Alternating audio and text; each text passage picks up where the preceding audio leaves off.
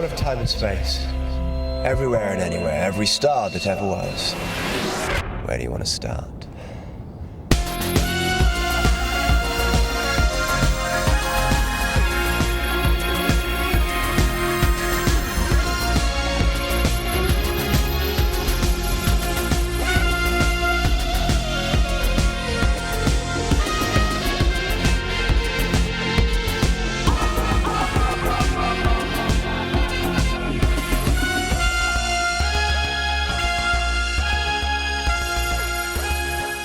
We've travelled from Gatwick, which is always an horrific ordeal at the best of times, so at least we know things can't get any worse. Something Daleks. I'm Ian. And I'm Mark, and welcome to All of Time and Space. So we've done it, we've reached the end of another season, and we've got another really great guest lined up for you. But first things first, let's get up to speed with where we are in the story. Stranded in Victorian London, separated from his TARDIS and forced to cooperate with the Daleks, it seems the Doctor's luck has finally run out. The Daleks are searching for the elusive human factor and want the Doctor to help them find it. With Victoria and Jamie held captive, the Doctor has no choice. An army of Daleks stands poised to conquer the universe. Will the human factor be their ultimate weapon? We'll find out after this. For centuries now, men have searched for the greatest secret of all. The transmutation of metal into gold. To possess such a secret would mean power and influence beyond all imagination. And I am about to discover the secret. Nothing will stop me. Nothing. Nobody! I don't seem to be able to remember the date and where I am. You're in my house, some miles from Canterbury. The date is June the 2nd, 1866. Creatures burst out of the cabinet, invaded the house. They ordered me to steal a box belonging to you, and thus lure you into a trap and transport you here. I see. The Daleks say I'm going to do something for them. Something I would rather die than do. If I agree, it means the creation of a race of super Daleks. And now they've got Jamie. We are all of us the victims of a higher power. Inhuman monsters. Inhuman? Creations of the devil. I told you it was possible. It's true, it's true. The experiment is ready. Proceed. Make him begin the test. What have you done with your infernal meddling? Don't go near the door, Doctor! Take me to your Emperor. They've turned him into a Dalek. Yes, the Dalek Factor.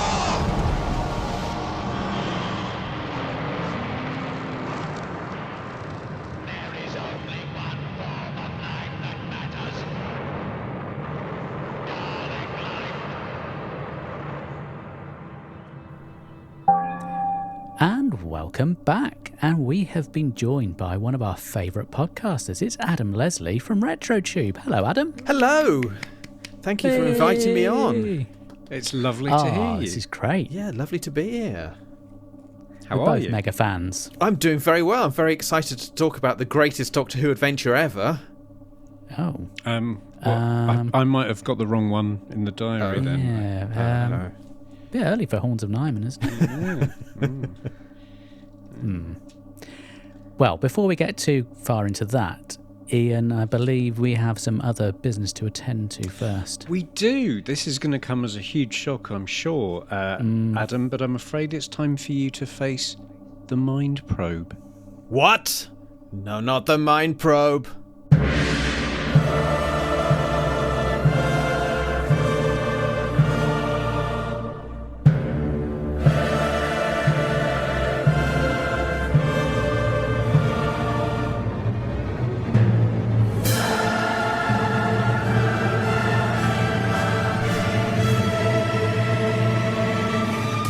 No, not the mind Strange probe. That was lovely. Beautiful. Yes, and I've not written it down this time, so I'm going to have to try and do this from memory. Oh But my God, satisfy he's the gonna freestyle mind it. probe. Something return you to your customary time and place. But if you fail the challenge, my evil and slightly sweaty henchman Castellan Cockram here is just desperate to toss you vigorously into the time lash. Oh dear. That sounds appalling. Oh dear, indeed. It's well, I mean, you know, some people have recovered, other people have not recovered. It's Not so much. Yeah. So I don't think Harry's ever going to be the same. No, indeed. So I have, so the usual format is I try and have as many questions as there are episodes in the story we're talking about. But I ran aground after thinking of 6 questions. So it's just 6 general knowledge questions for you today. Are you braced and ready? I certainly am. Very much so. Then let us begin. Traditionally, we should start with question 1. Which 1994 non-fiction novel about an antiques dealer on trial for murder was filmed by Clint Eastwood in 1997? You know, that's a very good question. It is, isn't it? It separates the wheat from the chaff. It does. I admire that kind of question asking. It's a prince among questions. This waffling isn't going to win you any points, Adam. And It is. as a film buff who obviously works in a shop that sells DVDs and is the DVD buyer in that shop, then obviously I know the answer to that question. Or I should. Obviously, yes. Obviously, you I mean, Clint Eastwood, he's one of the most famous directors there are. he certainly is. I don't know. Well, the answer, let me tell you, is Midnight in the Garden of Good and Evil by John Well, look, I Barry. mean, obviously, that's what we Midnight in did the Good. I thought you were asking a difficult question. Obviously, it's Midnight in the Garden of Good and Evil. Yes, obviously. Well, I could have told you that. Would that Well, you you had. could have, yeah. Yeah. Let's move on to question 2. This is where I struggle to read my own handwriting. So, how many televised Doctor Who stories contain the word evil in the title? Ooh. So, I have to admit, I'm less good on the 21st century Doctor Who episode titles because there's so many of them. So many episode titles. Yes. So I can only think of 2. This one and Right. Planet of Evil. Off the top of my head. So I'm going to say 2. Well, the correct answer is 4. We have Of the Daleks, Mind of, Planet of, and Face of, and there have been none in the modern era. Oh. Unless I was missed forgetting one. about, I was forgetting about the 2 that I forgot about. Yes, no. Oh dear, I'm not doing very well. This isn't looking there's- good for me. There's plenty of time to turn it around. I think this one's a slightly more friendly, impudent question that you'll get on with. By what name is Douglas Powers better known? Doug? I think I can see where Douglas Ian's going with this line of Powers. questioning. Douglas Powers. He sounds like the hero from a 1950s comic strip. Or a racing driver from a comic strip or something. Oh, that would Douglas be amazing. Powers. A racing driver, Douglas Yeah. Powers. He drove Simtech. Yeah, he drove one race in 1974 in the Italian Grand Prix for Simtech. Yes. No, like when I listen to this podcast, obviously when I'm listening to it, I'm thinking, you people, what's wrong with you people? You don't know any of the answer to these really blindingly obvious questions. Now you're faced with the Tinsley death. It's not so I easy, is it? know. I'm going to be floating around in space. No, I've no idea. I've never heard the name before in my life. Okay, well, Douglas Powers likes to be known by the pseudonym Dr. Evil. Oh. Oh, is that a Austin Powers? Of course, it's an Austin is. Powers. Of course. Mm. I've only seen the first one. Oh, really? dear. Well, you work in a shop that sells DVDs, so I would strongly urge you to seek out the other two of those. Yeah. The second one's good. The third one. Okay, bit of a retro toy question next. Okay. What was the hugely popular 70s and 80s toy that propelled a small plastic motorcyclist from a clockwork red ramp? It was like a little Evel Knievel sort of thing, wasn't it? It was the Evel Knievel stunt cycle. Oh, wow. There we go. You're off. You're off to the races. Right. So the 6 questions. So is there a tiebreaker? If I get 3 right. Adam, let's be honest. You're racing down a red ramp into the time lash. I'm never to return. Ever the optimist. If you get the other 2 questions right, I will try and think of a tiebreaker. But as I say, I petered out rather pathetically at 6. So we might have to come back at the end of the show for the tiebreaker. Oh. Question 5, in the meantime. Who recorded the classic album Live Evil? That would be Live Evil. This sounds like heavy metal. So that would probably be someone like Ozzy Osbourne. Do you know what's weird is I'd completely forgotten the answer to this question. I knew there was such a record, and in my head it was probably Ozzy Osbourne as well. It was actually Miles Davis. Oh, okay. And for very little reward at this point.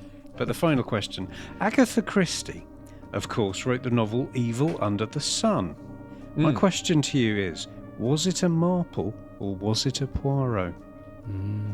That sounds very much like a Poirot. You are correct. I don't think Miss Marple went very far afield. No, I mean, Evil Under the 43 bus up the road is probably about the... It was just down the road from me where that was set. Oh, really? Burr Island. Well, the quiz has collapsed into a sort of a series of memories of Miss Marple at this point, so perhaps we should draw a veil over it and never speak of it again. Just making a mental note to dig out the Wilhelm scream for the end of the show. Right, okay, it's done. Okay. Well, I did extremely badly. It was poor. Yes, it was very poor, Adam. Poor. And I've been on the chase. Yeah, I mean, that's quite disappointing, really, isn't it? Who are you up against? Who was I up against? I was up against Sean. Oh, I always feel like he's the easy one. I don't mean any disrespect by that, obviously, but of all of them, when he's on, you think, yeah, they've got a chance. Yeah, I didn't win though, as you might imagine from that display, that pitiful display. Had the questions been about 1967, I might have been in with a chance. Maybe. Well, what was happening in 1967, Mark? Oh, a little thing called The Evil of the Daleks was one thing, for sure. Oh. Yeah. We ought to talk about it, I guess, really. Yes. This one, I don't remember ever reading a target. Was it one of the later ones that's now virtually impossible to get? Yes.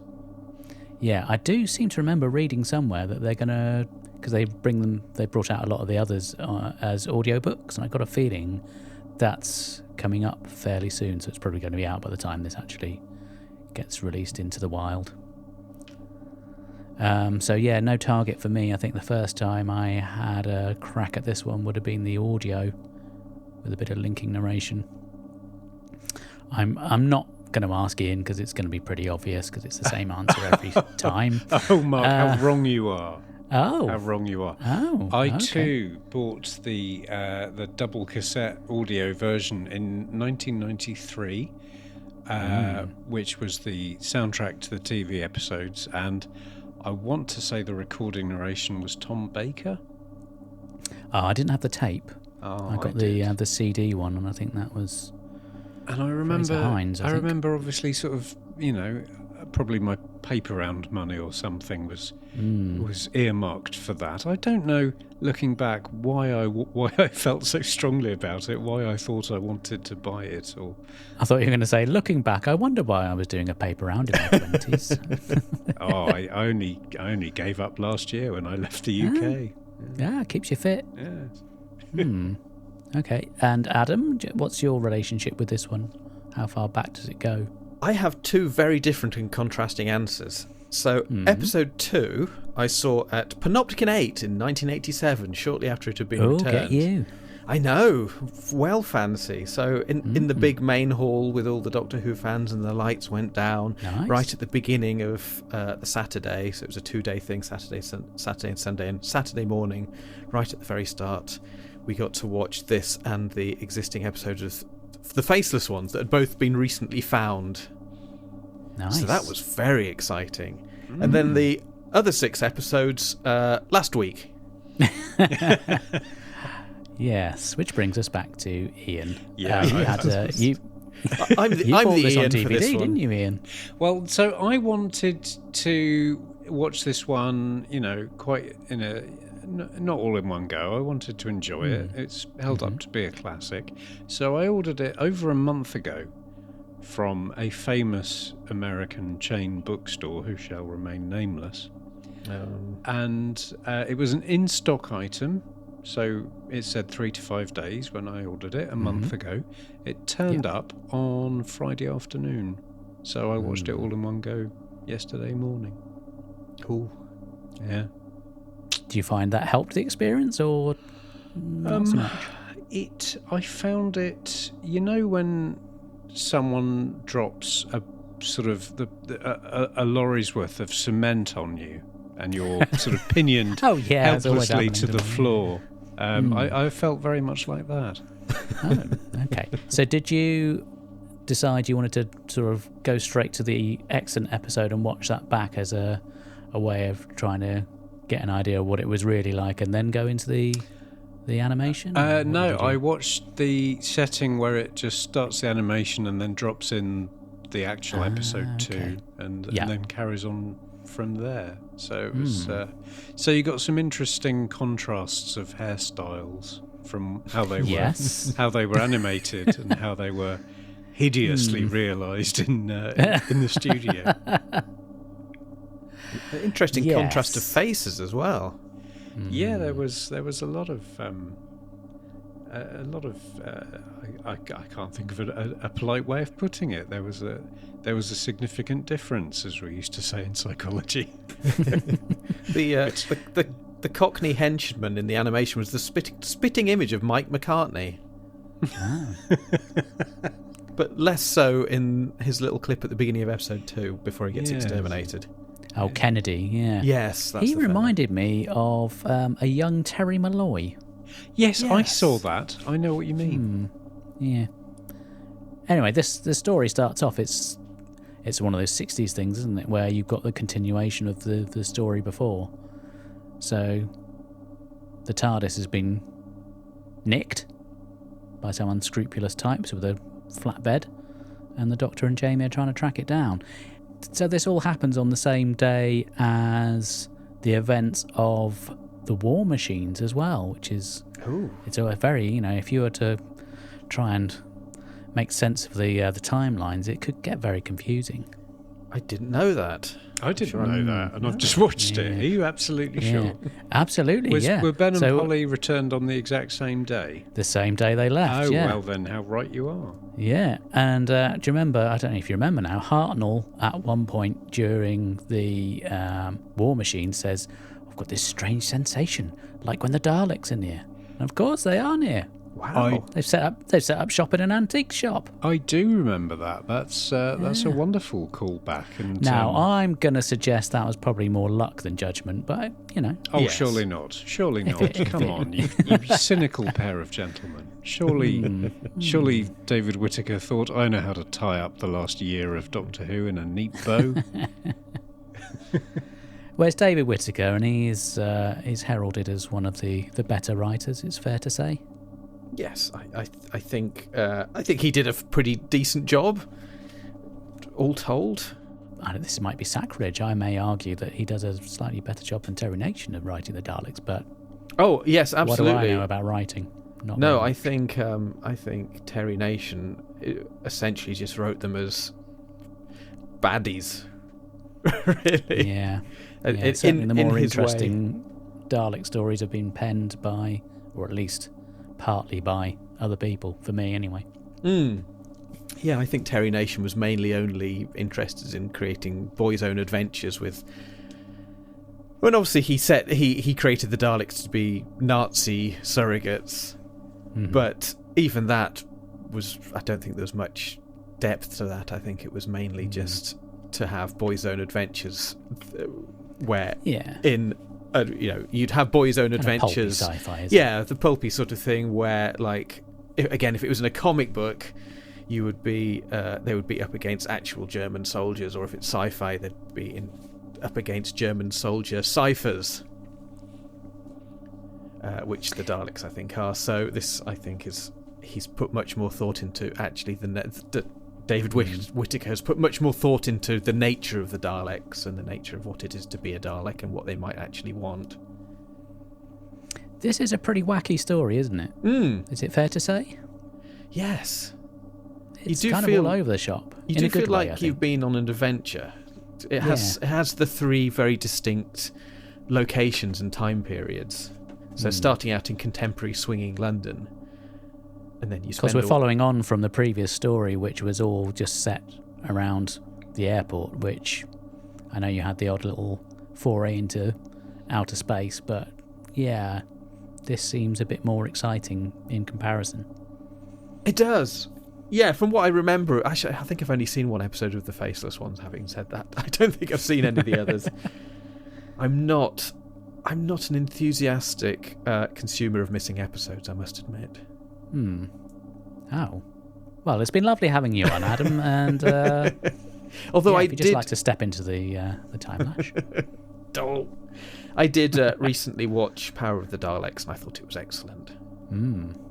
Yeah. Ian, not so much, but you know. Oh dear. It's not for everyone. I won't have heard that episode yet. No. Well, that's yes. I was going to say that's given it away, but by the time this episode drops, people will have heard that episode, so it isn't. Yeah, it'll be about 5 years ago. By that point, yeah, just cut this whole 30 seconds out and just pretend I didn't say anything. What a fool I am! What a fool! So you've got the contemporary setting, and then we go right back to Victorian times, and then we're off to Skaro. It's all over the place. It does feel like a proper adventure rather than the one, like you say, the ones that just take place in and around a small location. Can feel a bit static, maybe, but then this has got 7 episodes to play with, so it has to be a bit more expansive. Otherwise, we'd all be sound asleep. And what do we make of the guest cast for this one? There's one or two memorable names that crop up. Yes, you have Bridget Forsyth, who went on to become quite famous with the Likely Lads, and it's her very memorable delivery. She has a weird way of talking, doesn't she?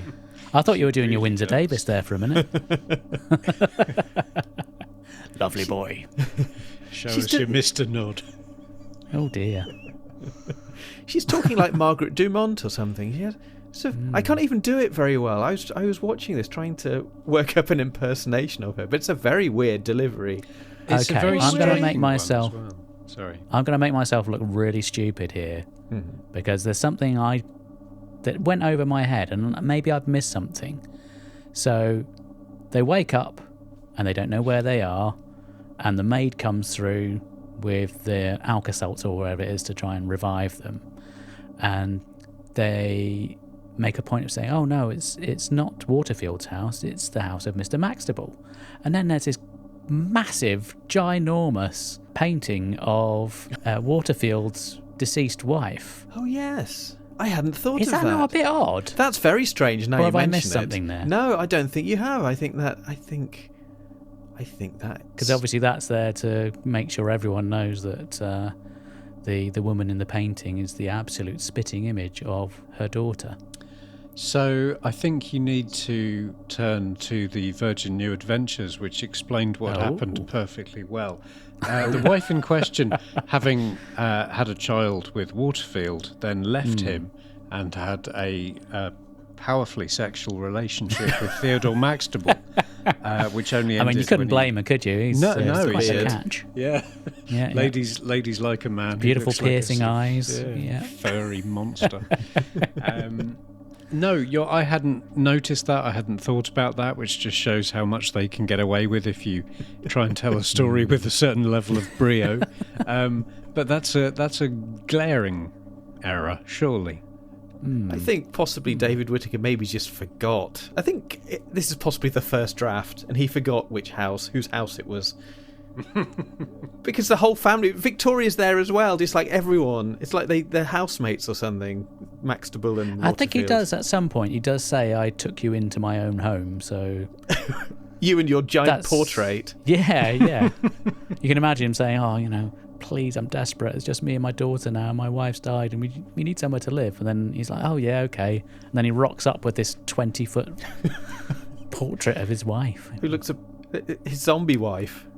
Yeah, It's not it a has to be flattering said picture, is it? In the animated version, it's a far more flattering portrait than what we get in the actual extant episode. Yeah, must she be said. looks like she's some sort of banshee appearing through a shroud of mist, there to bring ill upon the world. Whereas in the animation, she's quite pretty. So I genuinely thought for a moment that was a plot point. That, like, she's a monster. His wife's a monster. But no, she's rubbish. No. Rubbish drawing.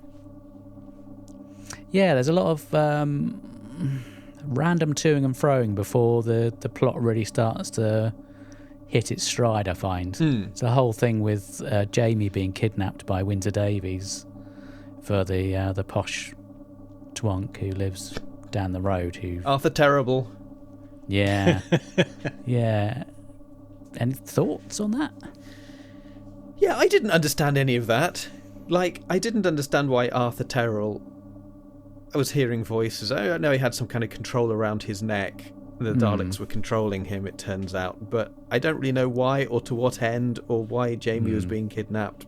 And because Jamie was in exactly the right place for the Daleks to use him for what they needed to use him for anyway. So why had this man hired Windsor Davies to kidnap him? Well, he didn't know himself, because Windsor Davies is properly hacked off and he wants his money. And to club him over the head, take him to a barn, and I'll meet you there. Then I'll be really confused.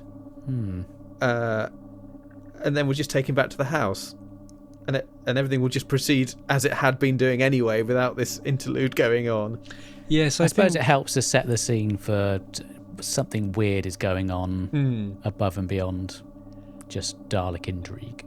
I think you were right when you said it was the first draft of the story, and also he wrote it very much in order as he went along, and that was a good cliffhanger, having Jamie being kidnapped. But then, very, very swiftly, I think the logic of doing that was lost to him, so it was brushed under the carpet. I do think it's possibly this idea of it's 7 weeks. They'll never remember what was happening 3 weeks ago. Well, quite. I mean, it was ephemeral at the time, wasn't it? They stick it on a Saturday tea time and then it's gone forever. Yes, it's the momentary excitement of having this confused man, Arthur Terrill, with his mood swings, kidnapping people. And oh, God, like, Jesus, what's this all can you about? imagine? I know. Oh. And also, who was he? Was he dating Bridget Forsyth? Were they a couple? I couldn't work out. But he seemed to be very keen to was. work out what was happening with Victoria. Yeah, so, he seemed obsessed with that, even though she's clearly left him for Kemmel, and we'll come to that later. But, I mean, you can't blame her, can you? Well, I mean, no, Jesus. given the choice. Imagine if he's that moody all the time. Christ on a bike. You wouldn't know where you were coming or going, would you? Well, he'd be, do you want to come to the cinema? And then you'd meet him outside the cinema and he'd say, why are we here? What's going on? I didn't suggest I wanted to go to the theatre! Yeah. What's a cinema? I love the cinema. We're going to see a film. I hate films. I don't even like popcorn. What flavour are we having? Actually, I've been on dates like that. Yes, and Maxtable. We have to talk about Maxtable. Holy guacamole. That's a hell of a beard. It's the Karl Now Marx look, isn't it? It really is, yeah. It's the full Karl Marx. So the actor is Marius Goring, and I watched a bit of the extras on the Blu-ray, and they were talking to a couple of the guys on the production team. They're saying they really wanted him for the part, but they were a bit nervous about asking his agent because they thought, well, he's too big for us, he's a big film star. But they just happened to know one of them lived down the road from him, so they just shoved the script through his door one day, and within no time at all, he was on the phone saying, yeah, I'd love to do it. Wow. So, yeah, that was quite a nice bit of luck in the old casting. I mean, he plays it well, but it's just a bit of a mental part, isn't it? Ironically, of course, I mainly only know the name Marius Goring from Doctor Who these days. Well, I mean, all roads lead to Doctor Who, don't Yeah, they? I think possibly his film stardom might have mostly faded out of living memory, and he's just the fella from Evil of the Daleks with the big beard. Well, I know he was in A Matter of Life and Death, but I couldn't tell you who he was of course in he A was, Matter of yeah. Life and Death. So That's right. I forget who he was as well. Probably somebody really grumpy. yeah, a hairy grump. But anyway, so then we get to the crux of the whole thing. So the Daleks have blackmailed Waterfield into luring the Doctor and Jamie back to Victorian times so that they can do an experiment on Jamie to try and work out what the human factor is. How did you feel that was handled? I think it could have been more weird and more interesting. So it was just a bit of a standard Doctor Who caper. Jamie and his new pal do some things. They have to duck under some dangerous objects. They have to rescue the damsel. But it's nothing particularly out of the ordinary as far as those middle three episodes could have been written by Terry Nation. They're quite standard romp. And the whole thing with them telling the Doctor that he mustn't let Jamie know that he's being tested just puts that element of doubt into whether the Doctor's a bit of a shit. Yeah, it's a very good episode, very interesting episode for the Doctor. But the build-up to this idea of Jamie being tested by the Daleks and the emotion that Patrick Troughton puts into that, when it actually comes to Jamie being tested, it's maybe an anticlimax. I mean, I would say that at the start of this episode, you were tested far more rigorously than Jamie, who essentially had to walk down a corridor, duck, and open a door. And that's the missing piece of the jigsaw the Daleks can't work out in their plans to enslave the universe. How do we have that kind of grit and resolve? And also, how do you move in a straight line along a poorly realised BBC corridor? Yeah. Well, they filmed a lot on location, didn't they, at this really beautiful looking townhouse or A mansion sort of thing? yeah. I was going to say, Beautiful did they? I location. didn't even notice, and then I realised I'd watched an animation, so I wouldn't have noticed anyway. Yes, no, same here. I didn't really get a sense. I mean, I think it looked like a studio to me. Oh wait, no, hang on. it looked like it would have been quite a large studio set had it been a studio set. So I'm open to the possibility that it was filmed in a stately home somewhere or something Well, like if you that. crack into the extras, they actually go back to the location to talk to some of the people involved, and you can see how much attention to detail the animators put into those backgrounds. They do look really impressive. Yeah. I must say actually, because I got the colour animation, and it did look gorgeous. Yeah. Particularly the backgrounds. Yeah. The lighting effects. Yeah. It was really Very nice. impressive. Yeah. So hats off to them. Yes. Indeed. I mean, we've been putting it off for a bit now. We really should mention Kemmel, seeing as, we've got into that whole thing of Jamie being tested. His surname is Kempstead.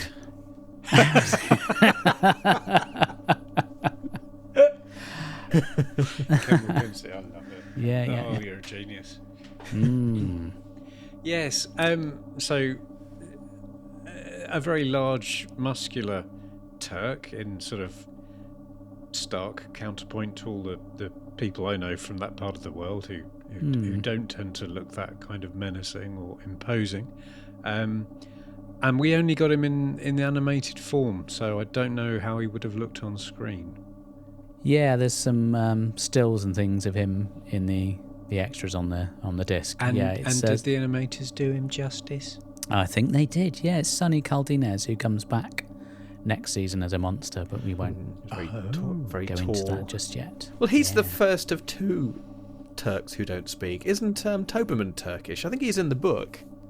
Is he? I can't remember if he is canonically on screen, but I'm pretty sure I remember back in the 80s reading Tomb of the Cybermen, and I think Toberman was a Turk. So it's just the 60s habit of finding a tall black lad, put a fez on him, he'll do, he's Turkish. Yes, Yeah. even But don't let him speak. Even though fezzes Jesus, aren't no. really a Turkish thing, but never mind. It's obviously it's about as far away as the BBC could geographically think. Like they couldn't cope with going the same distance again and getting, say, an Omani or a Kuwaiti or a Saudi. They just thought, oh, Turkey's as far as the end of the earth, isn't it? Yeah, it's like we'll get this lad from the Caribbean. That's probably what Turkish people are like. Yeah. He'll do. Yes. We don't really. It's all exotic to us. But I also But love they soon the idea. become firm friends, Sorry. don't they? And they're, he becomes this sort of heroic character, doesn't he? Yes, who's silent, exactly like Toberman in one story's time. So it's a little bit of a pattern brewing. Yes. But I also like the fact that he's Turkish, so he always wears the fez. In the same way that Waterfield is Victorian, so even when he's in 1966, he's still dressed as a Victorian. He can't put modern clothes on because he's a Victorian. If he took the Victorian clothes off, he'd stopped being a Victorian. If you put a Victorian in, say, denims and a nice shirt from Burton's, they'd probably have some sort of compound breakdown and not be able to dissolve. function as a mammal. Oh dear. Yeah. Yes. Yes, if you took Kemal's fez off, then he'd just stop being Turkish. He wouldn't know what was going on. Well, he'd lose all his power. It's like Samson and the hair. You know, it's Kemal's fez is the secret base of his power and strength. Bless him. But he was very likeable. I liked Kemal, even though he was entirely a cartoon character to me. Yes, literally. Yeah. Yes. He was similarly likable to Toberman. But of course, like as with Toberman, of course he has to die at the end because that's what they're there for. Which is a shame because he's like, it would have been lovely, I think, just to maybe skip ahead and talk about this inappropriately out of sequence. But can you imagine if the new TARDIS crew, rather than having the damsel, the new companions were the big, strong guy who never talks and the chirpy maid? That would have been great. I think that would have been a very varied and interesting and lively TARDIS team. I think there is actually I a think Big so. Finish spin-off. I'm sure there is. And obviously they don't need to hire another actor. They're only using one actor because there's only one speaking part. So Exactly. Oh, Yeah, that's so if right. you No, could there. I got. Was it Kemal Gets the Hump? It was one of the episodes of that spin-off. It was awful. Nicholas Briggs played everyone. Oh. Anyway, moving on, please God, let's move on. Yeah, the Daleks. The Doctor puts the old human factor into the Daleks. Discuss. Yes, thank goodness, because the Daleks are a bit of a bore, aren't they? They're very bossy. They can be quite, Very, very shouty, very direct. They've got no sense of fun. directional. Directional. I feel like I should shout that at some point during every single episode we ever record from now on. Yeah, I think that's the first of our line of merch T-shirts. It's just Directional. Frankie says directional. Yeah, I think this is why I preferred Power of the Daleks. I hesitated on the word preferred because I don't know if that's giving too much away. I think this is why I preferred Power of the Daleks, because the Daleks were a bit more interesting in that, and they were scheming, and they seemed to have a lot more variety and agency in what Bit they of were depth doing to and what them, they were yeah. thinking. They had a best cunning, plans. didn't they? They had a cunning, but in this they were mostly just bossy. Yeah, shouty. Just like and, awful middle managers. Yeah, Go, you haven't dude. finished this yet. Can you tidy up instead of just standing there? Apart from Alpha, Beta, and Omega. Well, this is when it starts to get interesting. Yeah, and I like that. Unlike you chaps, I was not a big fan of the chase, I have to say. How dare you? I know, and the Dalek in that I just found cringy. But in this, it really works because it's an actual thing. It's not just it's not just being a bit wacky. There's actually a point to it, and I found it quite eerie. There's something quite creepy about them, isn't there? With the dizzy doctor and the doctor saying they're playing Jamie, and that's almost like chills down the spine moment. Because I'd heard about it. I've never seen the episode, but I'd heard about this idea that the Daleks playing trains and chanting Dizzy Doctor, and actually seeing it works really well. Yeah. So that's when the story starts to get really interesting. 5 episodes in. Yes, it's very, very close to the end of business, but you get that scene where they sort of, continue your work. Why? Yes. That was, every time someone tells you you've got 3 hours to make a PowerPoint presentation for Mr. Peterson, and why? So I will be internalising that and using it in my work rather more regularly. I suppose it was quite cool because growing up as a kid watching Dalek stories, you'd have these two factions fighting against each other, but you never really knew why they were fighting each other. Whereas now, now we do know why. Yeah, So, was that cool. a direct continuation of that? I never. I assume so. I mean, I don't know. Yeah, I guess so. Yeah, it was very interesting. Although I felt a bit bad that the Doctor was just using them, and we actually very quickly grow to like Alpha, Beta, and Omega. But the Doctor is essentially just manipulating them to get into a fight with the other Daleks. Yeah. McCoy's got nothing on Troughton. He's a shady so-and-so, especially isn't he? because he tells them, I'm your friend, I want to share with you, I care for you. He doesn't care for them, he just wants to use them. And it comes back to what you were saying earlier about this episode giving the Troughton Doctor a bit of an exploration. And, is he a shit? Yes, he is. Yeah, certainly in this one and in the subsequent one as well. He's very doing all these manipulative things and not behaving in a straightforward manner and not telling the whole truth to people. It's, I suppose, an interesting way of fiddling a little bit with the character after 4 or 5 years to try and keep it interesting and keep it fresh. And this is one of the rare times that the Doctor and Jamie actually have a proper spat. Normally they're best buds. Yeah, that was. I was very surprised by that. I assumed it was going to be revealed that Jamie had known all along that the Doctor was, wink, wink, nudge, nudge. But that was a very New Adventures kind of bit where the story breaks down for 5 minutes, so the companions and the Doctor can sort of shout at each other and have all kinds of psychological trauma. Yeah, that made it quite interesting. It was. I mean, I do genuinely enjoy in the later, like season 5 and season 6, the Jamie and Doctor bromance, and it's all good, cozy fun. But this was quite interesting when actually, and I guess this is still quite early on in the Doctor and Jamie's relationship, so he still doesn't quite trust him. So it was quite an interesting element that actually they do properly fall out, and Jamie goes off. And he's got the right hump, and he doesn't want to talk to the Doctor anymore. And he's found a new best mate. Who won't talk to him in that irritating way. Or indeed, anyway. Anyway, whatsoever, yes. Yeah. And then it all kicks off and they go to Skaro. And it's I really like the way it was realised. It's very... very 1960s, all the sort of angles and stuff. Yes. Yeah, it was... Obviously, we've had this running thread through this story that the Daleks are trying to find the human factor, and then it turns out they were fibbing. They weren't after the human factor at all, which gets very confusing. You think, oh, why did they bother going through all that if they were just going to...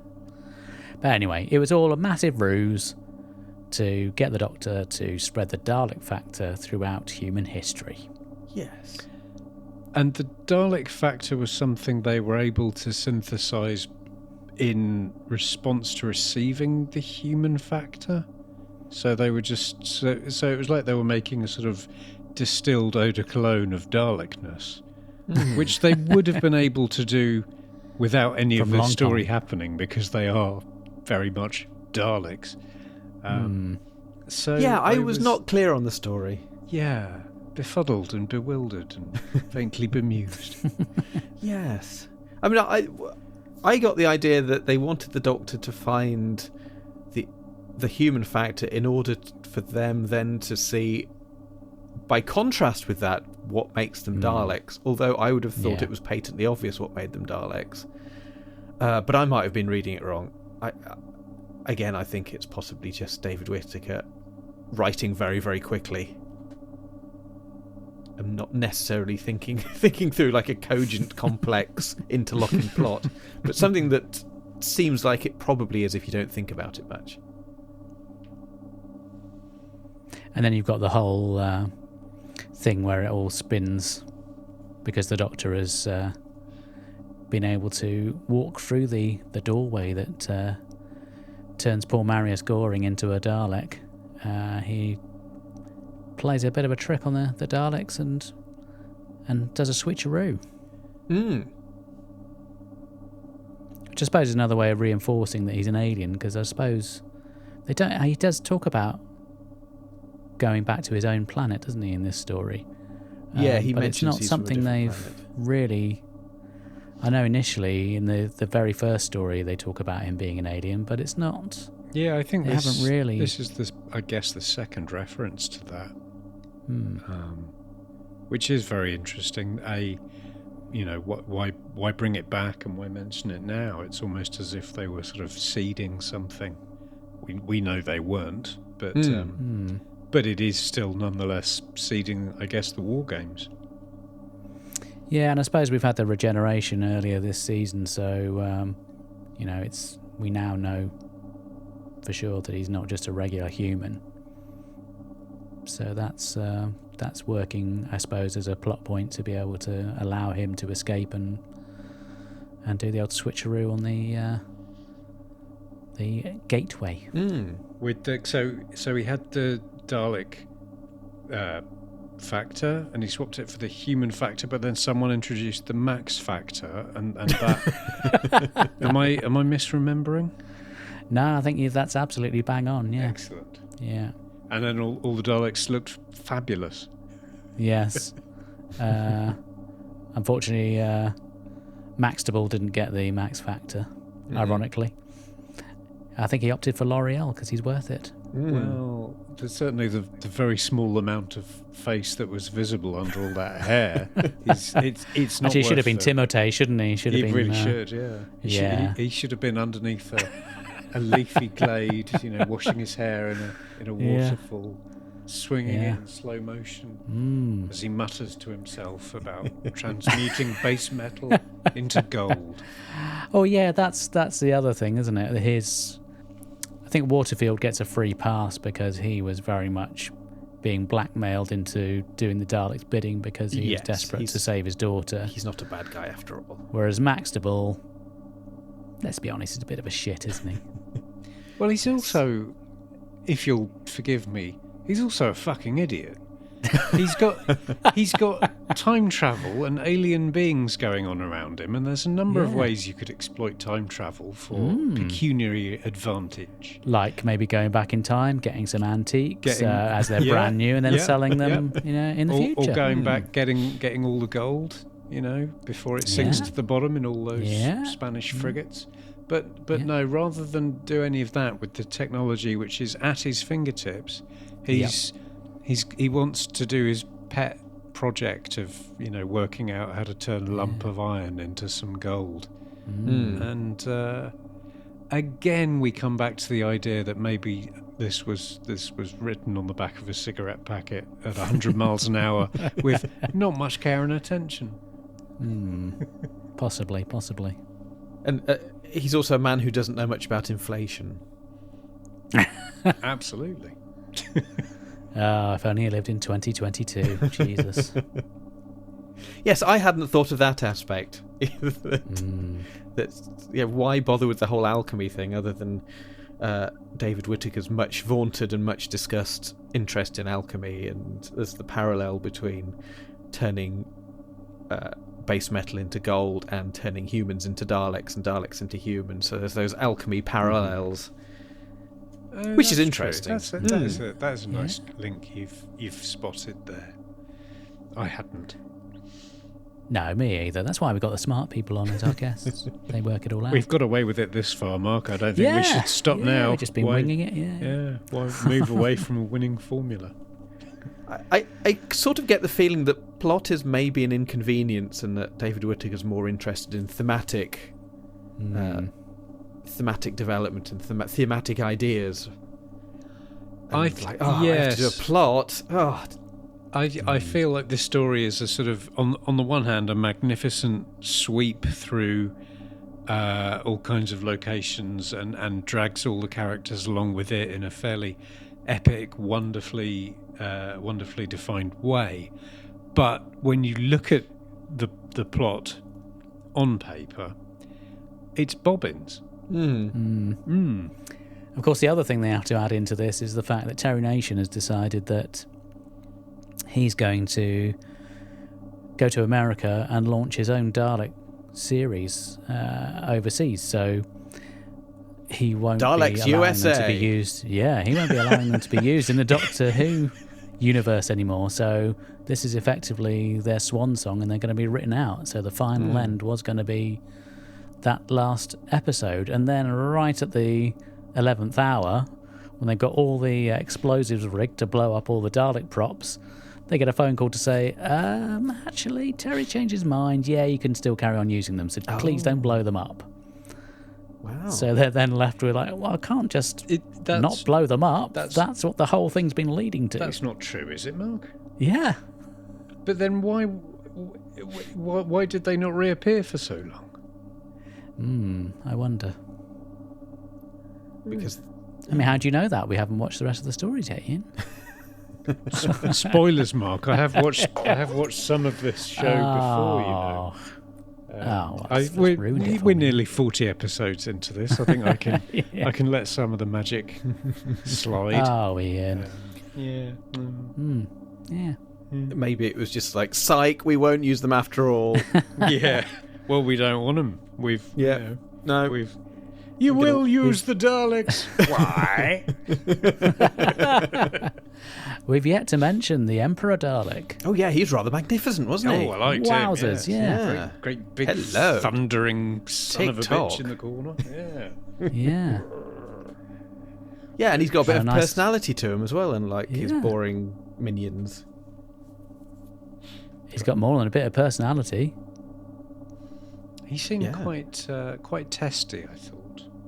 Didn't like the idea of Dalek autonomy or Daleks having the right to question his orders or anything. He seemed like a very... Do you think it's because he's got an upside down Chumbly for a head? I suppose that's only going to bring you down, isn't it? He's nice reuse of a prop, though. Yeah. Again, I'm hoping those guys come back pretty soon, but we'll wait and see. It's only a matter of time. How many of the Chumblies stories we get? Power of the Chumblies, Evil of the Chumblies, Wombly of the Chumblies, Genesis of the Chumblies. Yeah. Yes, he's the regional manager. So all the Daleks are like the middle the management. Mr. Peterson of the Dalek world, and he's the person who needs to see the PDF that they're all frantically putting together and make up some figures. Why? And I can only imagine we had a very spectacular battle between Yes. the two factions of Daleks. I mean, obviously we have to go by what we can see from the animation, but there are some film clips taken from sort of behind the scenes, and it sounds as though they had to use a lot of little miniature model Daleks. The so Louis I'm not Marx sure it ones would have with been, the pointy heads. Yeah. So I'm not sure it would have been quite as spectacular as it's. Well, you know, Made out, they but remember who knows? the conclusion of the chase. That was for the limitations of the studio and the budget. We It was I think bloody both good. said they did a really good job on that occasion. Yeah. So there's no reason to think that this would have been any less competently nailed despite together. Adam's disdain for the story. Well, you yeah, know, like that. but that's I'm not- if you're going to get Not going to these- dwell on that. If you're going to but, get these kind of grumpy podcasters to join us, then what do you expect? A man of notoriously short shrift. Well, as a very pedantic child as well, one of my pet hates was wrong Daleks. Inaccurate Yeah. Daleks. I spent most of my dear. childhood drawing Daleks. So when an entire toy manufacturer just did an obviously wrong Dalek, Yes. that got my goat. That. What did you make of the Cyberman with the nose back in the 70s? Oh God! I don't think I yes. remember that. It was one of the 12-inch. The Dennis Fisher ones, yeah. So you had the Doctor and Leela and the giant robot. Ironically, the Tom And a Baker Dalek. didn't have a nose, but they put that down to syphilis. I'm more relaxed about Cybermen because they can be anything. Daleks have very specific dimensions, whereas the fun of Cybermen is they always look different. So if they want a nose, they can have a nose. Let them. You're have a very nose. right. You know, the Cybermen are very fluid, whereas the Daleks are literally all about the design. That's Yeah. all the glory and the power of the Daleks derives from the way they were designed. So in that sense, it's quite odd that Terry Nation made all the money out of them and not Yeah. Ray or Cusack, Ray Cusack. Yes. Yeah. But were you happy with the Dapol figures that emerged in the late 80s? I think so. I never had any, but I think they looked all right. Yeah. That 5-sided console was lovely. Yeah. Well, you can't have I had everything. I had a Sevens Dalek. I was well look at you. fancy. Was that the one with the little talking, like a little record player in it? That you No, press? they were the model kits. Oh. So they're about a foot tall, maybe slightly taller. Oh, good lord! And yeah, you built them yourself, and it was really exciting. Wow. Yes, I remember when the show came back and suddenly you couldn't move for remote control Daleks in every shop in town. We had and again they'd have been maybe 18 inches, a foot tall. We had a black and silver one, and nice. a gold one. So I called them Benson and Hedges. And they were, for a long time, they were instead of pets, I had 2 remote control Daleks. Oh, very nice. In many ways, it was a sad life, but we're not here to talk about my problems. But you enjoyed it, and that's the main thing. I've cut myself again. Yeah. Anyway, please, let's move on. So yeah, it's pretty much done and dusted, apart from Maxtable wandering about the place saying, kill, kill, kill. Yeah, that's Which was weird. quite Kill, kill. unnerving, yeah. It's more like kill, kill, kill, kill, kill. It's very fast. It's very weird. Yes, very sort of Yeah. staccato, with the overdub of a Dalek voice, or at least on the cartoon there was. Horrible, you know, in a way. Yeah, it was quite odd. It's also quite eerie. And poor old Kemmel Yeah, he had takes a to. dive. I don't know why he had to, but they always do. Wow. He's- Can't have him back in the next story, can we? Jeez. He's the D84 of this episode. Is it D84? Yeah, Have I got Yeah. the number right? Yes. Yes. he was a gentle giant, Yeah. a lovely figure, and therefore he had to go. His number was up from the moment he first appeared. Yeah. Please don't throw hirsute Victorians at me. So, in the, I think episode 1 and 2, you had, on the animated version, you had a number of posters on the wall that. Oh yes, I noted those down. that they would walk past. One of them was for the cheeky monk. Does that mean anything to either of you? No. So, I have dug out my copy of the 1996 summer edition of the Mayfield fanzine, which was... Oh, God, I wonder what you're going to say then, Fred. It's going to be your exotic magazine collection. It was written by a young man called Clayton Hickman with Alec Charles and Michael Hazlitt. It's largely too problematic to discuss. Oh, dear. But one of the larger articles in it is about this obviously fictitious TV show. Oh no, it's the Cheeky Monk, which starred Andre Previn as a cheeky ecclesiastical figure. And it's got a little synopsis of all 14 episodes and the Christmas special. There's episode 5 of series 2 was called Nun and Games. It's quite nice. Episode called Super Monk. The best thing in... So was he solving all the right mysteries, but not necessarily in the right order? He was in that habit, if you will, if you'll pardon my pun. The best thing in Mayfield, and also one of the very few things I can actually read out, there's an advert for a series called Continued Existence Under My Guidance, Anthony Ainley's Guides to Life. For example, I May Be Seated, Anthony Ainley's Guide to Period Furniture. Nice, yeah. What Makes You Think I Want Your Forgiveness? Anthony Ainley's History of Roman Catholicism. There's a book called You Wouldn't Do This to Your Own, which is Anthony Ainley's History of Social Services in the Orkneys. And my personal favourite, How Gratifying to Do It 3 Times Over, Anthony Ainley's Guide to Sexual Stamina. So, something for everyone there. I also wanted to just while we're on the subject of the overall story and the plan that the Daleks, formulated, came up with in a 3 a.m. marijuana fug. I don't know. They had this idea. One of my favourite writers is Martin Amis, and in his book The Information, he goes off on this sort of explanation of how, as literature develops and evolves, the main figures in any species literature go from being, the very earliest stories and fables in our, human realm. We have, it's all gods, and then after a few hundred years, we're writing about kings, and then we're writing about ordinary men like us, and then we're writing about criminal people who are less than us, and there's a sort of downward trajectory of heroes. And similarly with Dalek plans, you think they start off and they've conquered planets and they've enslaved things and they want to invade other worlds and fly them around the galaxy at high speeds.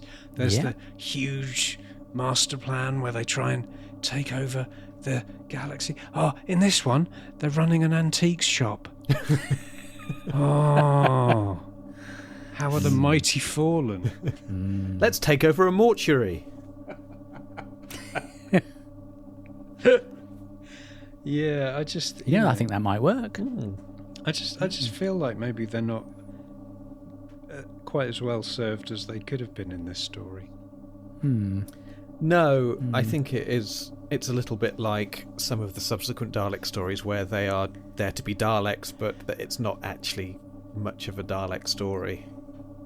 They're there to trundle in, boss people about, and occasionally exterminate them. Cheeky wink to camera and then leave. Yep. No, quite right too. I also was looking at some of the posters on the walls. This is for people who aren't familiar with the animation. In the first couple of episodes in contemporary London, there are many posters on the walls of musical acts just in the background. So there's some real ones. Obviously, there's The Who, very prominently. Yeah. The big word Who. Yeah, that made me laugh. Also, The Move, which is significant if you know that in the 60s, The Move's drummer Bev Bevan was often mistaken for Fraser Hines. If you've never seen Bev Bevan, I would recommend people do a Google image search of Bev Bevan. They don't look anything like each other now, but in the 60s they were very, very similar looking, to the extent that they would sign autographs for each other when they're out in the clubs. So that was there. But also we have made up. I think these are made up. I couldn't find searches. I couldn't find them on Google. Athos Dillon, Julie Xavier, and Nick Stick. That famous nightclub singer, Nick Stick. Oh, I love that. Nick's dick. There's actually another little poem in Mayfield, if you want it, which is sort good of Lord. about Nicholas Courtney. It says, Courtney's cock, that is what astonished Bok. So, really is a fascinating glimpse into a different era. Yes.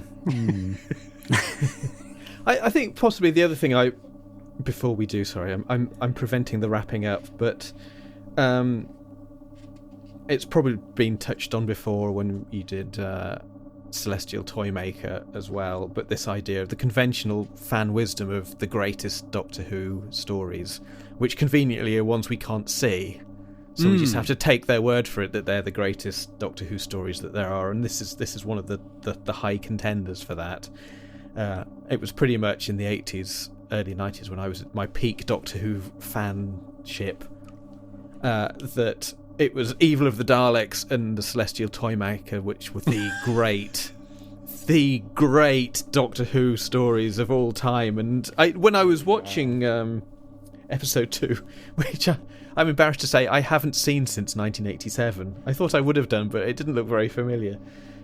So that's the first time I've seen episode 2 since 1987. I'm a terrible Doctor Who fan, but I remember watching it in Panopticon, knowing that they'd just found an episode from the greatest Doctor Who adventure of all time, and I was sitting there aged 12 or 13 trying to glean from it what made it great, because it just looked like old Doctor Who, and I couldn't really tell. It wasn't suffused with a greatness that I could tell. It didn't leap off the screen, so I was sitting there not desperately, but really trying to determine what about it made it the greatest Doctor Who ever. Yeah. I don't even think it's the greatest Troughton one with Daleks in. Yes, you may have a point. Well, but it was fine. That does bring us on to giving it a score then, doesn't it? I think we should. And we'll come to Ian first. Oh, you're throwing out curveballs left, right, and centre. I am. I wasn't expecting keep you on your that. toes. Heavens. So, bearing in mind I spent a good $20 on this, and I waited a month for it to be delivered, and it's one of the greatest Doctor Who stories of all time, it's fair to say that my hopes were high and my expectations were, nudging the ceiling. And also you were slightly cross when it turned up.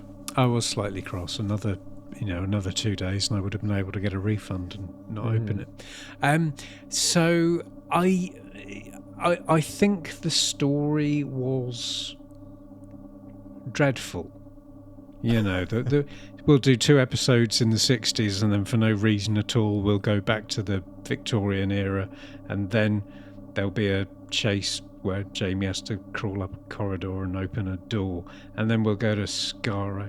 It was a mess, but it was a very propulsive mess, and it did get you through. And I think had we watched it 1 episode a week, and we've said this before and we'll say it again, had you watched it 1 episode per week in the way it was intended, it probably would have been a lot more successful.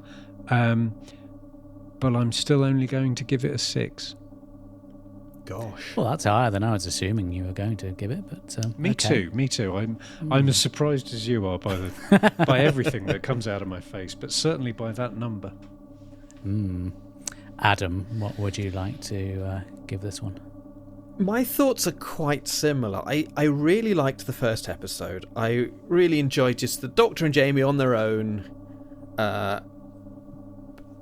being Columbo and investigating and following the clues, and that was really nice. And seeing them in contemporary London was great, and I enjoyed them being in that really brightly coloured nightclub listening to Dave D. Dozy Beak and Mick and Titch. Hold Tight was the song playing in the background. I really enjoyed that, and it was great seeing episode 2 again for the first time in however many 36 years. And Patrick Troughton was amazing in it.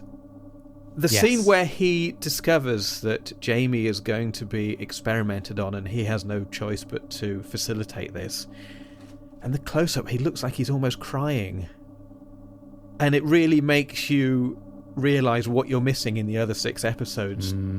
You can hear him, and he's compelling even in audio, but you're missing so much from his actions and his face. His face conveys so much, and he's so good at the close-ups, and he is. I'm convinced just from watching that scene, possibly the best actor who's played the Doctor. And I really liked a lot of the elements of the final 2 episodes. I think the middle 3 in Victorian England were a bit of a drag. I was a bit bored. I thought was it Maxtable? It's Maxtable, isn't it? I should know these. I thought Mandible and Waterford were quite a dull pair, and all the other Victorians were quite dull. And the new companion is a literal damsel.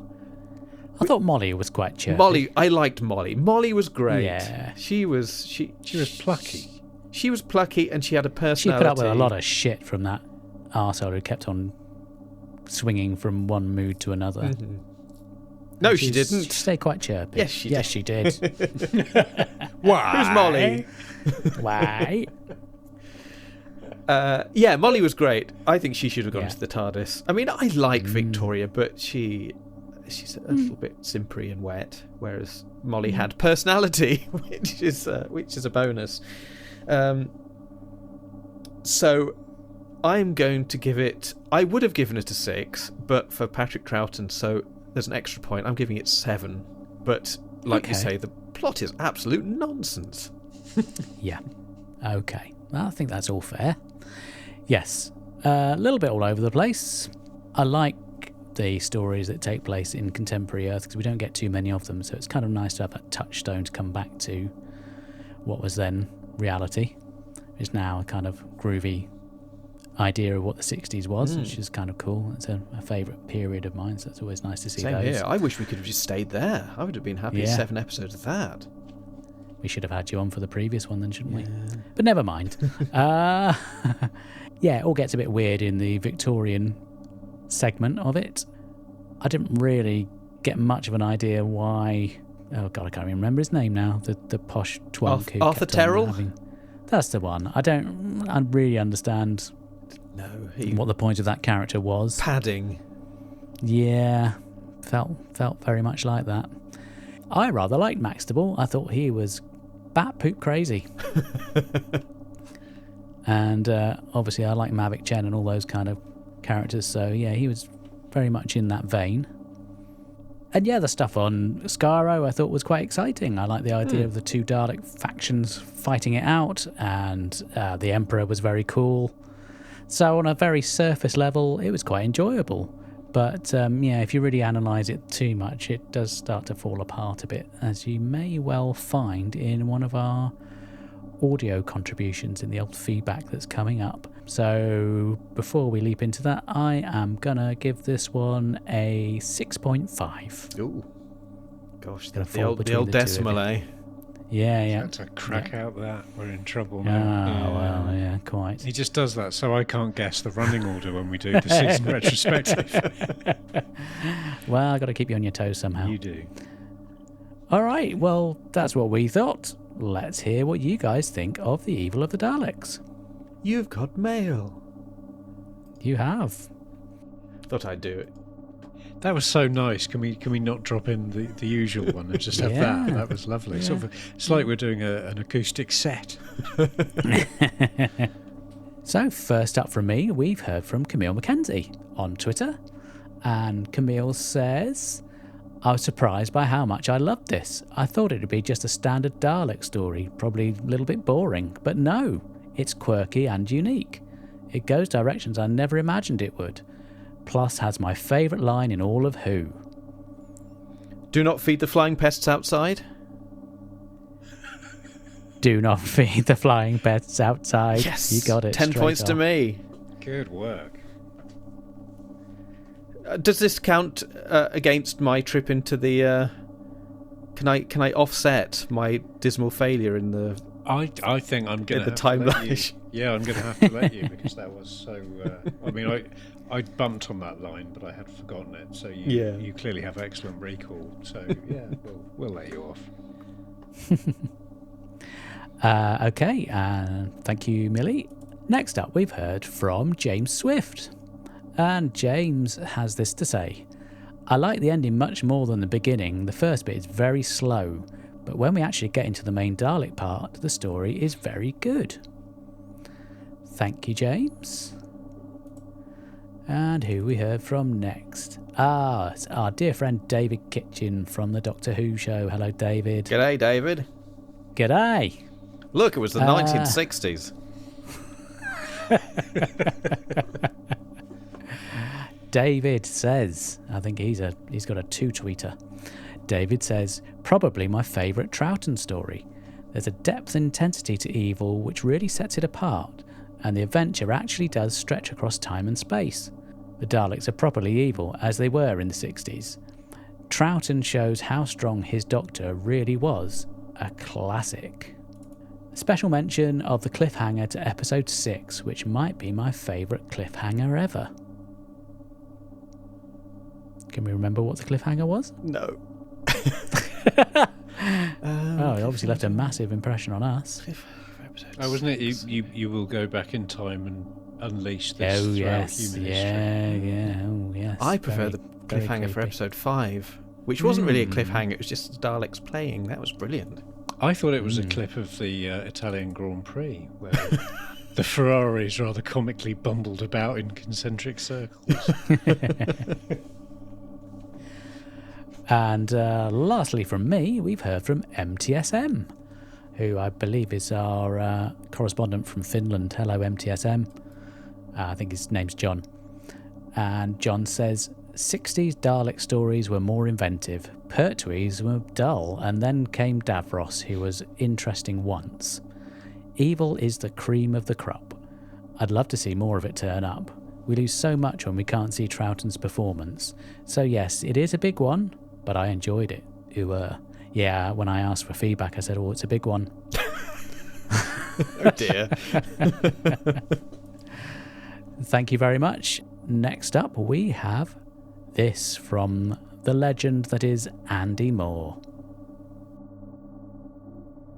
Explain the plan to me again. Having travelled to the Earth year 1866, we will take Waterfield's daughter hostage in order to force the humans Maxtable and Waterfield to work for us. Continue. Waterfield will then be sent forward in time a century and instructed to set up an antique shop from which he can sell items from his own time as if they were antiques.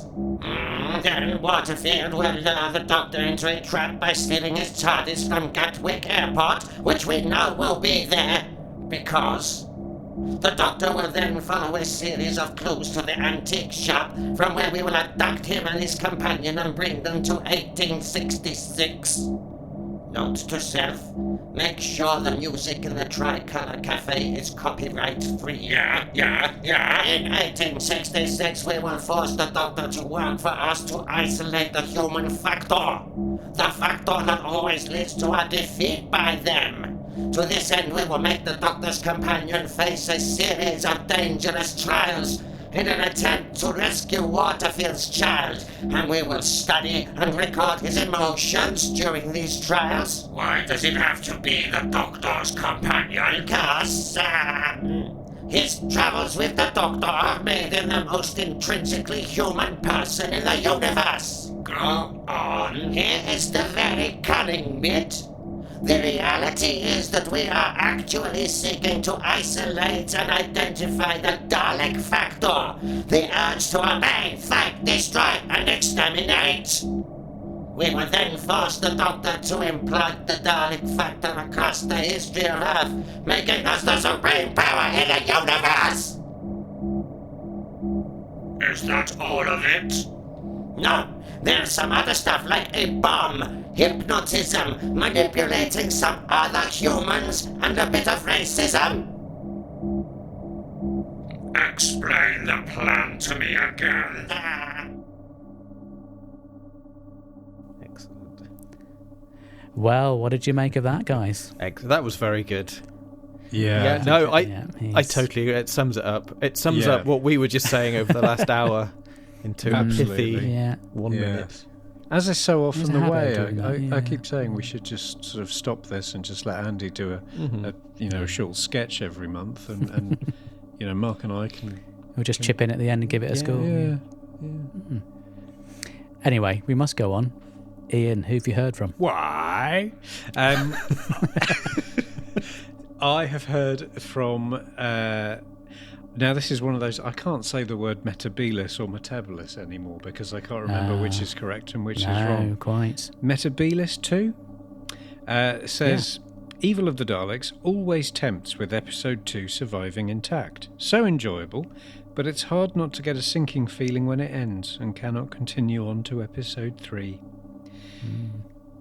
Kemmel being pushed off a cliff by Maxtable's hands in episode 7 seems somewhat implausible to me, and I wonder if his death was only so that he would not become a companion. The Kemmel-Victoria-Jamie triangle might have been an interesting twist, but having survived Skaro, would Kemmel have been doomed to die on Telos like Toberman? Anyway, a sometimes overlooked but intriguing character. So thank you for that. Yeah, very good points there. Um, You should check out their podcast if you haven't. It's really good. which podcast is that? That's Metabilis 2. The podcast called Metabilis 2, Yeah. available at your podcast platform of choice. Very And much W.H. so. Smith's. And W.H. Yeah. Smith's. Good. Right. But not Boots. No. Well, I didn't That would be realise silly. We've become an anti-boots podcast now. Good Lord. Of all the hills to die on, it's curious that you would Wow. choose crap The retail Tories, the destinations Tories, of the 80s. Okay, Philip Edney says, David Whittaker shows his mastery of Doctor Who once again. He understood the Daleks as well, if not better, than their creator, Terry Nation. His dialogue precise, his plotting faultless, his use of cliffhangers inspired. I thought they said his use of coat hangers inspired, which, it's like there's only so much you can do with a triangle of twisted metal. The Bob Holmes of the 1960s, and he gave us the Emperor. Bravo, sir. And finally, I've heard from 26 Glorious Years, who says, one of my first bootleg soundtracks, and coupled with the surviving episode, it became a source of great fascination. Love how it spans multiple locations and time zones, London 1966, Victorian Gothic, the echoing corridors of Skaro. Such a wonderful adventure in time and space. How lovely. I think we've been a bit harsh. We have a bit, haven't we? clearly I feel a have. bit bad now. We a are bit bad now. outliers. Yeah. Oh dear. Well, thank you very much for that. And moving over to Adam, who have you heard from? I've heard from Camo Hat Man at Austin 523555, which I think is a Motown song. This is a Yeah, I think you could be fantastic right. story. The human factor Daleks are eerie yet amusing. The Emperor Dalek is an imposing addition and their plan is a great concept. I'm so glad this story is animated so we can see it as best we can currently, though it is sad every episode is missing. Have I got a surprise for you, Camo Hat Man?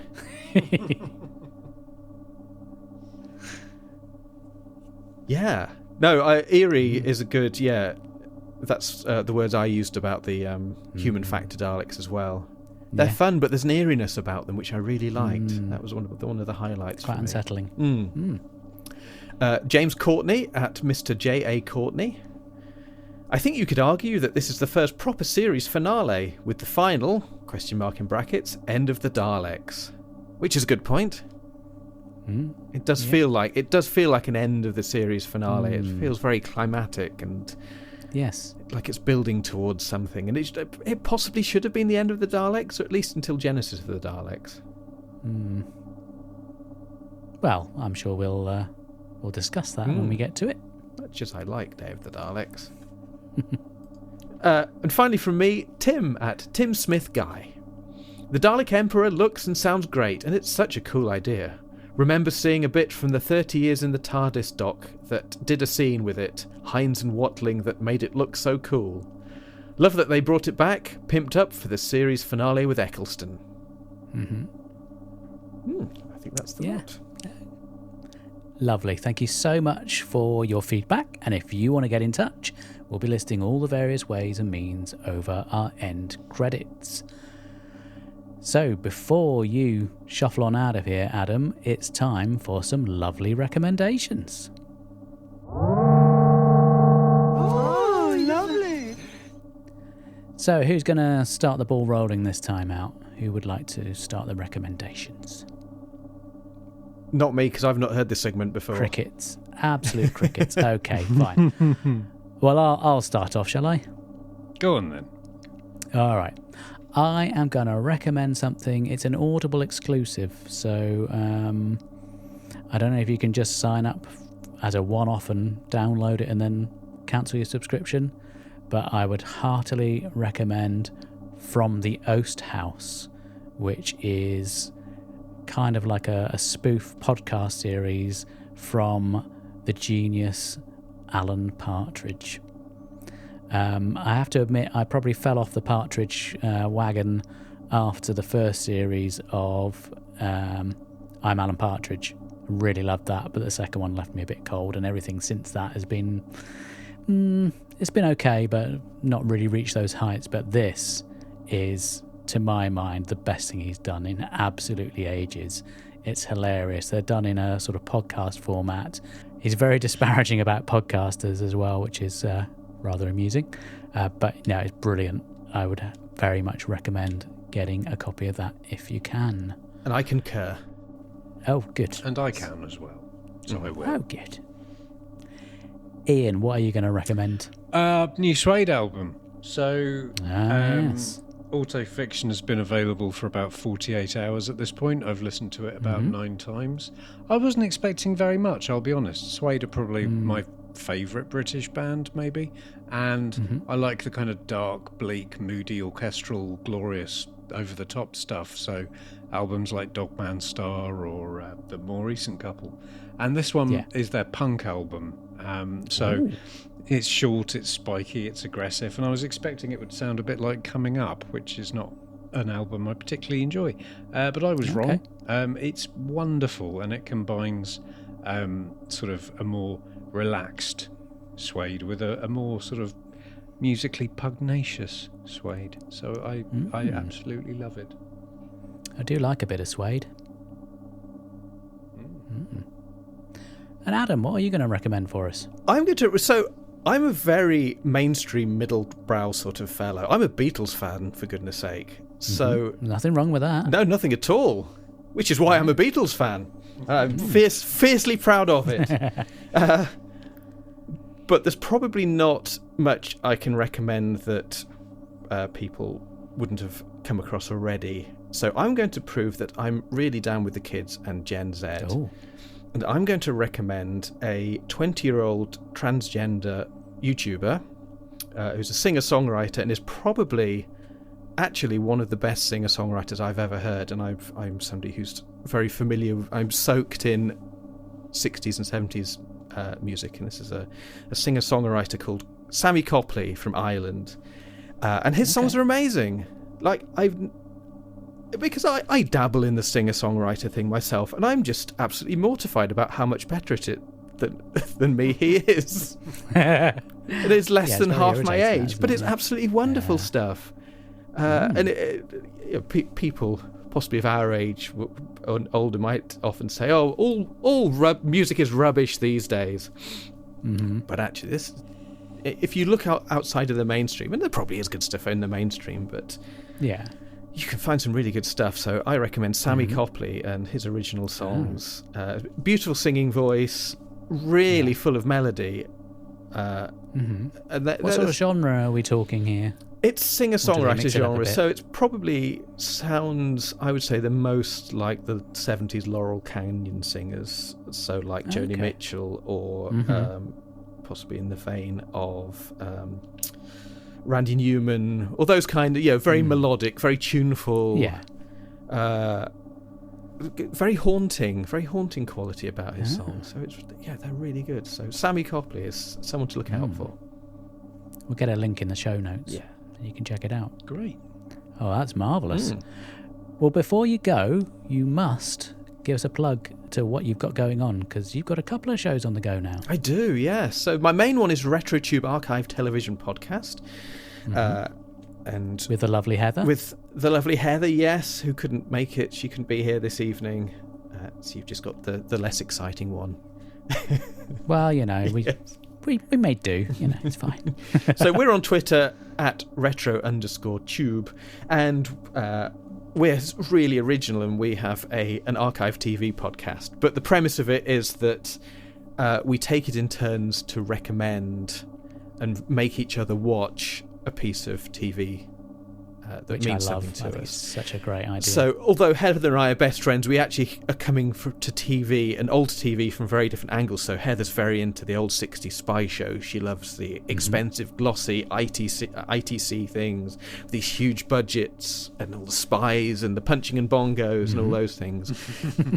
And I love the weird, creaky, cheap, hauntological shows from the 70s, 80s, shot on really ropey 16mm film or videotape. So we take it in turns and then talk about how we feel about it and what we thought of it and all that sort of thing. So it's a fun thing to do. And we love it. Yeah, it's a great show. One of the most delightful listens that there is in the world. Well, thank you. That's very kind of you. So the most recent one we've done was Pop Quiz, the 80s Mike Reed vehicle, which was basically just an excuse for Heather and I to fangirl about Davy Jones and Steve Marriott and John Entwistle. But we've done The Persuaders, we've done Blake 7, we've done Prisoner Cell Block H, all sorts. We try and make it as varied as possible. We've done Doctor Who as well. We've done a few Doctor Who. Don't forget the Incredible Hulk. We've done the Incredible Hulk. The Hulk, yeah. In which Heather has, I think, possibly a 5-minute giggling fit. Yeah, Heather's laugh is one of the best things you'll ever hear. If you're having a bit of a day where you're feeling a bit low and need something to pick you up, just listen to Heather and Adam have a chat about some old TV, and it will brighten up your day. Yeah, whack on the Incredible Hulk episode, and Heather gets a fit of the giggles over me mentioning elks. No, it's not elk, is it? It's yaks. I'd forgotten, yeah. And she literally can't speak for laughing for ages. And what's your other show, Adam? So the other one is a much newer one. I started it, so I'm 6 entries into it. It's called Cardboard Cinema Club, so it's a film podcast, and it's me with a guest. So this one's a bit different. This is just films that guest and I both love. So it's a straightforward enthusiasm podcast. So far, the most recent one at the time of recording this, although by the time it goes out there'll probably be a few others, but the most recent one was Celine and Julie Go Boating. I've done Shaun of the Dead. I did Hard Day's Night with Heather, so that was just an excuse to do another Retropod episode, but on film. I've done Oh Lucky Man, Freaks. I think that's all the ones we've done so far. And they can be found in all the usual places that yes, podcasts that's can be Cardboard found. Cinema Club, and it's got a bright pink and blue logo, so very easy to spot. You can't miss it. Yes. Well, that's great. Well, thank you. Adam, thank you so much for coming on and being a guest. Thank you for having me. It's been a joy. We've had a great time. And next time, when we come back, we'll be doing our Season 4 review. Ooh. So until then, I was Mark. I wasn't. I was Ian. I remain Adam. And we'll be back soon. Cheerio. Goodbye, Duggan. Ta-ta. Wow. Why?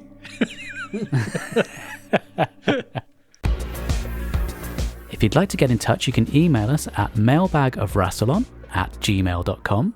We're also on Twitter @TimeEndSpacePod, and you can also find us on Facebook. If you want to leave some audio feedback, there is a link in the show notes. You can use your phone or your computer and leave up to 60 seconds of feedback, or if you're listening via the Anchor website, you can click on the message button and leave your audio. We'd love to hear from you. And thank you to Momo Tempo for providing our theme music.